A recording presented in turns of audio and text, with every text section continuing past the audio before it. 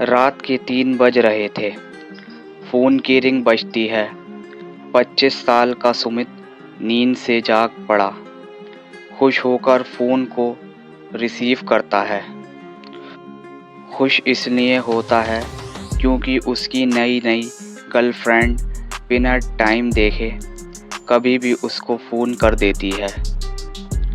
Phone की दूसरी तरफ से आवाज़ आती है, जन्मदिन मुबारक हो बेटा। आज मेरा बेटा पूरे 25 साल का हो गया है। मैं बहुत खुश हूँ। माँ की आवाज़ सुनते ही सुमित के चेहरे के एक्सप्रेशन बदल जाते हैं। वो गुस्से में बोलता है, माँ तुझे समझ नहीं आता क्या इतनी सी बात के लिए मेरी नींद ख़राब कर दी। ये बात तो तू मुझे सुबह भी बोल सकती थी। इतना कहकर वह फ़ोन काट देता। थोड़ी देर बाद फिर से फ़ोन की रिंग बजती है। सुमित फिर से फ़ोन उठाता है और इस बार फ़ोन पर पापा होते हैं।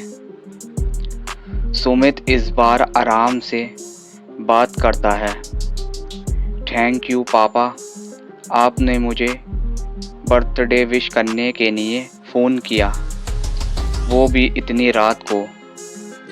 पापा कहते हैं, नहीं बेटा, मैंने तुम्हें मुबारकबाद देने के लिए नहीं बल्कि ये बताने के लिए फ़ोन किया है कि तुम्हारी माँ बिल्कुल पागल है।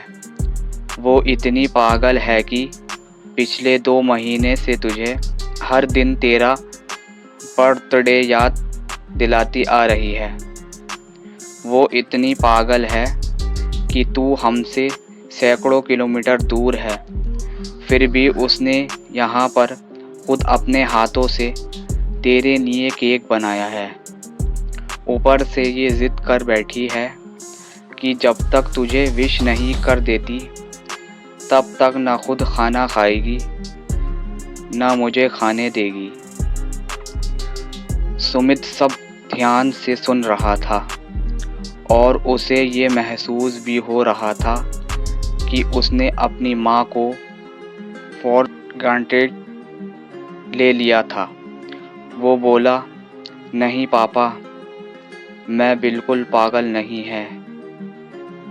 पापा कहते हैं, नहीं बेटा, तू अपनी माँ के पागलपन को नहीं जानता।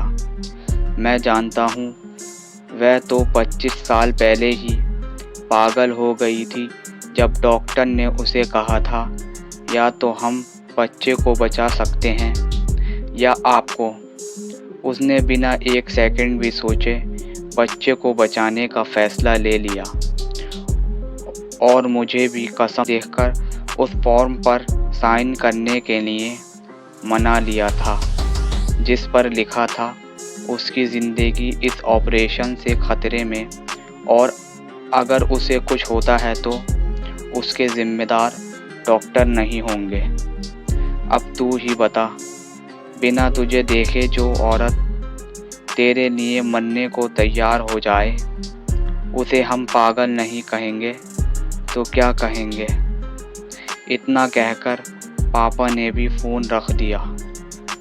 सुमित ने भी अब ये महसूस किया था कि वह जो कर रहा था वो भूल नहीं, गुनाह था।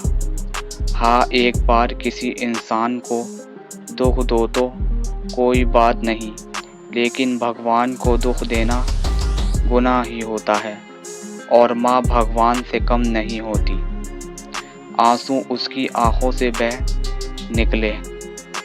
सवेरा होते ही सुमित अपने घर की ओर रवाना हो गया, अपने माँ बाप से माफ़ी मांगने के लिए।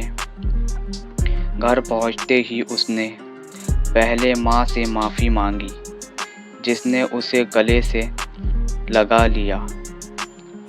फिर वह अपने पापा से माफ़ी मांगने लगा। पापा ने कहा, कोई बात नहीं बेटा, जा तू वापस चला जा। तेरी माँ हमेशा कहती थी कि तू उसे बुढ़ापे में संभाल लेगा, लेकिन मैं उसे समझा दूंगा जैसे आज तक मैं उसे संभालते आया हूँ, वैसे ही आगे ही मैं उसका ख्याल रखूँगा। उसे भी ये समझ लेना चाहिए जो बेटा उसके एक फ़ोन करने से परेशान हो जाए, वह उसे उम्र भर क्या संभाल लेगा। बाप की ऐसी कड़वी बातें सुन सुमित की आंखें बहने लगी। वो सर झुकाए अपने बाप के सामने चुपचाप खड़ा रहा। अपने बेटे को परेशान देख माँ आगे आती है और पापा को कहती है, जाने दीजिए, माफ़ कर दीजिए, हमारा ही बेटा है। माँ की ममता का मोल ना कोई लगा पाया था, ना कोई लगा पाएगा। 9 महीने प्रसव की पीड़ा सहन करके हमें नई ज़िंदगी, नई दुनिया में लाने वाली माँ ही हमारी हर गलती को माफ़ कर सकती है।